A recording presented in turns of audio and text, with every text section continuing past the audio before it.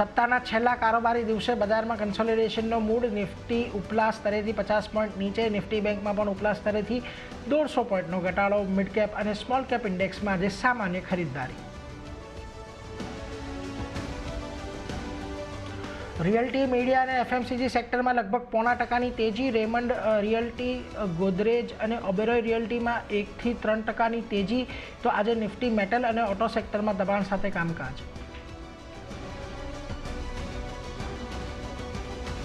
Share માર્કેટમાં જેન street ગ્રુપના કારોબાર પર સેબીએ લગાવ્યા પ્રતિબંધ. 4,800 કરોડથી વધારેની રકમ જપ્ત કરવાનો આદેશ. ઇન્ડેક્સમાં ગડબડીને લઈને સેબીએ જાહેર કર્યો ઓર્ડર. પહેલા ત્રિમાસિકમાં બજાજ ફાઇનાન્સના એમ 25% ઉછળી 4.5 લાખ કરોડ રૂપિયા થયા. Q1 અપડેટ મુજબ કંપનીએ 47 લાખ નવા ગ્રાહકો જોડ્યા.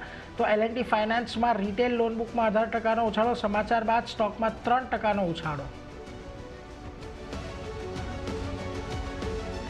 મેરિકોએ પહેલા ત્રિમાસિક માટે આપ્યા સારા અપડેટ. કહ્યું 20%થી વધારે રહ્યો કન્સોલિડેટેડ આવક.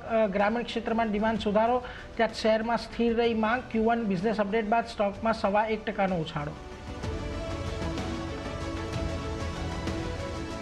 સારા રહ્યા બેંક ઓફ બરોડાના અપડેટ. પહેલા ત્રિમાસિકમાં બેંકના ડિપોઝિટ 6%, એડવાન્સીસ 12.5% વધ્યા. બંધન બેંકનું પણ સારું પ્રદર્શન. પહેલા ડિપોઝિટ 16% વધ્યા.